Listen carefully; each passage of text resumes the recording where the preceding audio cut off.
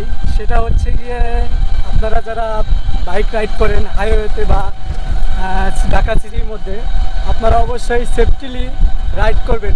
কারণ হচ্ছে গিয়া আমি দেখেন একটা দুর্ঘটনা সারা জীবনে কান্না। আমি দীর্ঘ 1.5 মাস ধরে একটা হাতের হালকা একটু ভেঙে গেছে, এই জন্য অনেকখানি ভোগান্তি হচ্ছে। এই পর্যন্ত আমরা 5-7 বার হসপিটালে গেলাম। একটা অপারেশন হয়েছে, কিন্তু আরেকটা অপারেশনের জন্য প্রিপারেশন নিচ্ছি। ডাক্তার এখনই 2টা অপারেশন একসাথে করতে পারবে না, কারণ হচ্ছে কি একটা অপারেশন 1 সপ্তাহ আগে করছি। এখন আমার হাতের অপারেশনটা করতে গেলে একটু সময় লাগবে।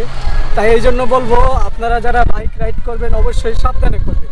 আর যদি কখনো অ্যাক্সিডেন্ট করেনি, হাত ভেঙে যায়, তারা সাবধানে একটু সেফটিলি চলবেন। আমার কিন্তু 1 সপ্তাহ যাবত বা 1 মাস যাবত আমার হাতটা ব্যান্ডেজ করা ছিল, কোনো ব্যাক ফিট পাইনি। এখন দেখেন হাতে সাধারণ একটা ব্যান্ডেজ দিয়ে দিয়েছি। আবার অপারেশনের জন্য সামনে রেডি হইতে হচ্ছে আমার।